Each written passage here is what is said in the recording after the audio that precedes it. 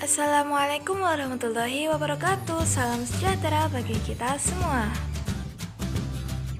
Perkenalkan, saya Zulfa Ulinuha, mahasiswa Universitas Islam Negeri Sayyid Ali Rahmatullah Tulungagung, Fakultas Tarbiyah dan Ilmu Keguruan, Prodi Tadris Ilmu Pengetahuan Sosial, NIM 12209193126.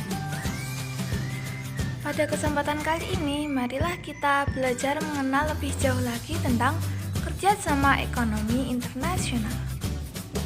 Perlu kita ketahui bahwasanya setiap negara memiliki kondisi geografis dan sumber daya manusia yang berbeda-beda.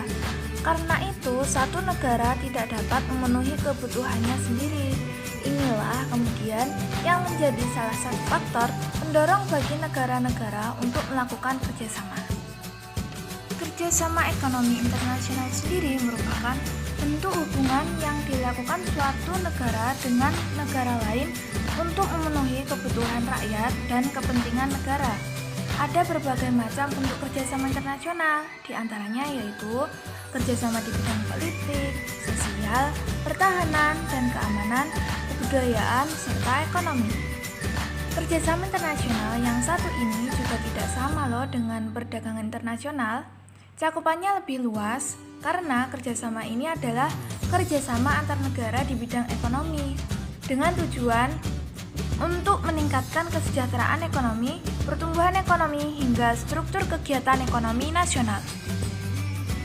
Definisi kerjasama ekonomi internasional. Kerjasama ekonomi internasional adalah kerjasama yang menunjukkan hubungan antar negara dalam bidang ekonomi dengan dasar kepentingan tertentu untuk dapat meningkatkan kesejahteraan ekonomi, pertumbuhan ekonomi, dan peningkatan struktur kegiatan ekonomi nasional. Adapun tujuan dari kerjasama ekonomi internasional yaitu 1. Memenuhi kebutuhan dalam negeri akan barang dan jasa. 2. Memperluas pasar hasil produksi barang dan jasa atau memajukan perdagangan dunia. 3. Mendorong peningkatan produktivitas hasil produksi. 4. Memperluas lapangan kerja. 5. Menambah devisa negara. 6. Mendistribusikan manfaat sumber daya. 7. Mengurangi ketimpangan antara negara maju dan negara berkembang. 8. Mempercepat pembangunan ekonomi dunia. 9. Meningkatkan kualitas hidup bangsa-bangsa di dunia. Manfaat kerjasama ekonomi internasional. Adapun manfaat dari kerjasama ekonomi internasional yaitu 1. Memperkuat dan meningkatkan kerjasama ekonomi, perdagangan, dan investasi di antara para anggota. 2. Meliberalisasikan secara progresif dan meningkatkan perdagangan barang dan jasa, serta menciptakan suatu sistem perdagangan yang transparan dan mempermudah investasi. 3. Menggali bidang-bidang kerjasama yang baru dan mengembangkan kebijakan yang tepat dalam rangka kerjasama ekonomi di antara para anggota. 4. Memfasilitasi integrasi ekonomi yang lebih efektif dari para anggota dan menjembatani kesenjangan pembangunan ekonomi di antara para anggota. Bentuk-bentuk kerjasama internasional. Bentuk-bentuk kerjasama internasional dibagi menjadi 4. Yang pertama yaitu bilateral, yang kedua regional, ketiga internasional, dan yang terakhir antar region. Yang pertama yaitu kerjasama ekonomi bilateral. Kerjasama ekonomi bilateral adalah kerjasama ekonomi yang melibatkan dua negara dan bersifat saling membantu. Contohnya yaitu kerjasama ekonomi antara Indonesia dengan Malaysia, Indonesia dengan Inggris, Indonesia dengan Amerika, Indonesia dengan Australia, dan lain sebagainya. Yang kedua yaitu kerjasama ekonomi regional. Kerjasama ekonomi regional adalah kerjasama ekonomi di antara beberapa negara-negara yang berada di kawasan tertentu seperti ASEAN, Uni Eropa, EFTA, APEC, AFTA, dan lain sebagainya.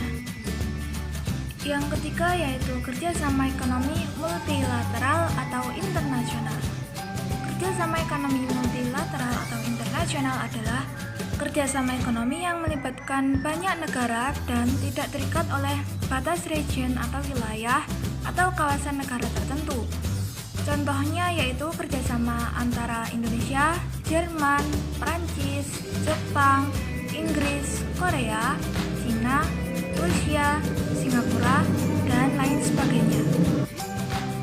Dan yang keempat yaitu kerjasama ekonomi antar region, yaitu kerjasama ekonomi di antara dua kelompok kerjasama ekonomi regional seperti kerjasama antar Uni Eropa dengan ASEAN. Lembaga-lembaga kerjasama ekonomi internasional. ASEAN, Association of Southeast Asian Nations atau Persatuan Negara-Negara Asia Tenggara yang biasa disebut dengan ASEAN merupakan suatu kerjasama negara-negara untuk kestabilan politik, ekonomi, dan sosial budaya. ASEAN didirikan tanggal 8 Agustus 1967 dengan tujuan 1. Mempercepat proses pertumbuhan ekonomi, sosial, dan kebudayaan Asia Tenggara umumnya dan anggota pada khususnya. 2. Mewujudkan terciptanya perdamaian dan kestabilan di kawasan Asia Tenggara. 3. Menciptakan kerjasama yang aktif dalam bidang sosial, ekonomi, dan kebudayaan. Negara-negara anggota ASEAN yaitu Brunei Darussalam, Kamboja, Indonesia, Filipina, Malaysia, Singapura, Laos, Myanmar, Thailand, dan Vietnam. International Monetary Fund atau IMF juga disebut sebagai Dana Moneter Internasional.